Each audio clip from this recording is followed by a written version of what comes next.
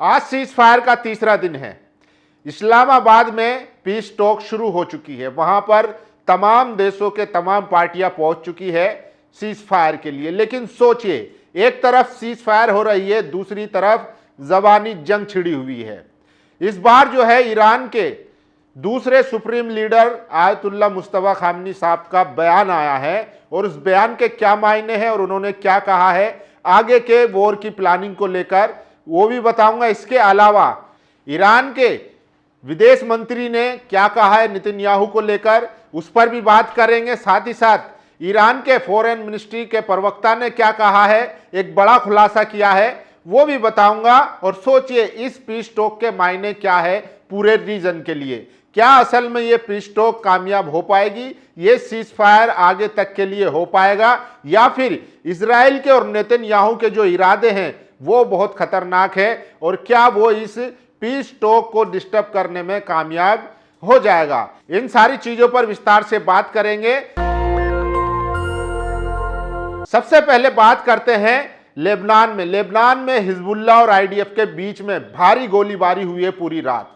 Hezbollah ने rocket और missile और गोलीबारी से आईडीएफ के जवानों को नस्तो नाबूद कर दिया। कई जवान उसके सैनिक जो है मौत के घाट उतार दिए हैं। सोचिए हिजबुल्लाह ने कहा है कि जो क्राइम इजराइल ने किया है उसके सिविलियनों को मारकर उसका बदला जरूर लिया जाएगा। लेकिन इस बीच ही ईरान कह रहा है कि दोनों तरफ सीज फायर होगी और सीज फायर में लेबनान भी शामिल है। इजराइल नहीं चाहता कि लेबनान में जो जंग जारी है वो रुके, क्योंकि खबर जो आ रही है इस वक्त की वो सबसे बड़ी ये है कि ईरान के विदेश मंत्री ने कहा है रविवार को इजराइल की कोर्ट में नेतन्याहू के खिलाफ सुनवाई होनी है, जिससे ये बात साफ जाहिर होती है कि नेतन्याहू को किसी भी वक्त जेल जाना पड़ सकता है। अगर ये सीज फायर रुकती है, सीज फायर होता है, तो फिर समझिए नेतन्याहू के खिलाफ कोर्ट जो है एक अहम फैसला सुना सकता है। इसीलिए नेतन्याहू की कोशिश है कि इस सीज फायर को रोका जाए। इसीलिए उसने जो है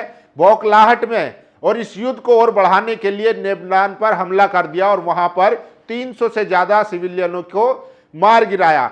सोचिए, इसीलिए नेतन्याहू जो है वो घबराए हुए हैं क्योंकि उनको जेल हो सकती है। और इसी को लेकर ईरान के विदेश मंत्री ने भी यही बात कही है कि रविवार को इजराइल के कोर्ट में नेतन्याहू के खिलाफ सुनवाई होनी है, जो उन पर करप्शन के चार्जेस लगे हुए हैं। इसीलिए वो चाहते हैं कि देश में इमरजेंसी लगी रहे और वो कहीं ना कहीं बचे रहे, लेकिन ऐसा होता हुआ दिख नहीं रहा है। इसके अलावा ईरान के विदेश मंत्रालय के प्रवक्ता ने कहा है कि जब लेबनान पर हमला हुआ था तो ईरान पूरी तरीके से इजराइल पर हमले के लिए तैयार था, लेकिन पाकिस्तान ने उसको समझा बुझाकर किसी तरीके से चीजों को मैनेज किया। उसने बताया कि इजराइल नहीं चाहता है कि ये सीज फायर हो। सोचिए, अगर इजराइल हमला कर देता तो ये बातचीत जो हो रही है, सीज फायर जो हो रहा है, ये सब बेतुका और बेमायने रह जाता।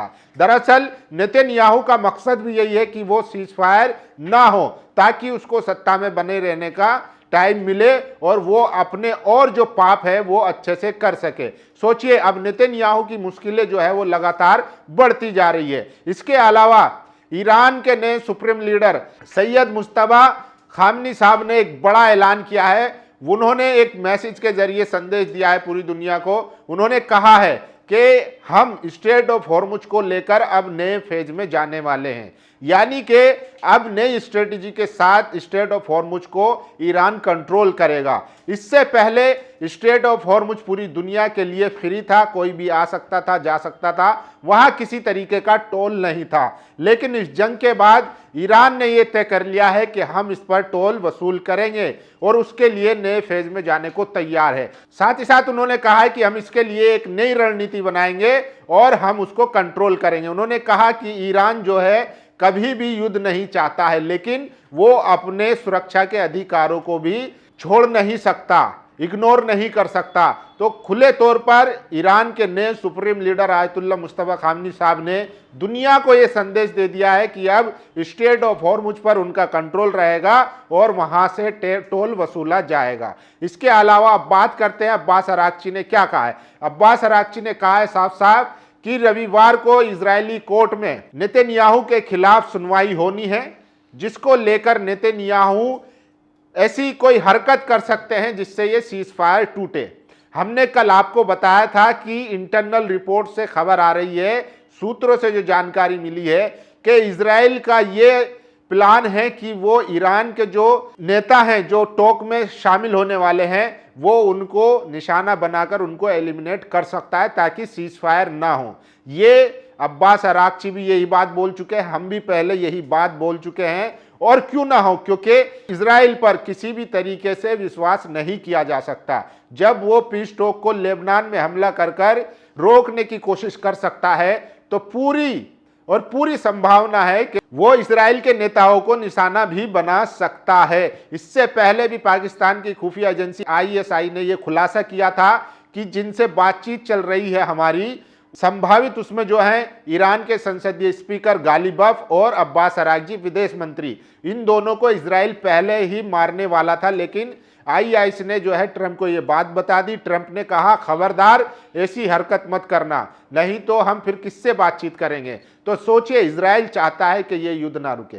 इसके पीछे सिर्फ एक ही वजह है, नेतन्याहू चाहते हैं कि वो जेल ना जाए। अब आगे क्या पता चलता है, रविवार को जब सुनवाई होगी उनका जेल जाना तय है। इसी के साथ अब्बास अराक्ची ने कहा है, साफ साफ शब्दों में कहा है कि या तो वो नेतन्याहू को बचाने के लिए ये जंग लड़े या फिर वो अपनी इकोनॉमी को बर्बाद होता हुआ देख ले, क्योंकि ईरान के पास सीधा साफ प्लान है। खाड़ी में जितनी भी उसकी तेल रिफाइनरी है, उसका जितना भी इन्वेस्टमेंट है वो सारा का सारा तबाह बर्बाद कर दिया जाएगा।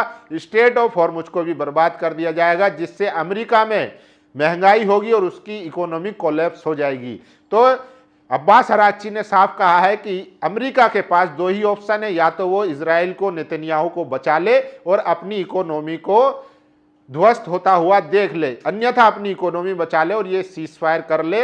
और अब्बास अराक्ची ने कहा है कि हम दोनों के लिए ही तैयार हैं, वो युद्ध के लिए भी तैयार है और सीज फायर के लिए भी तैयार है।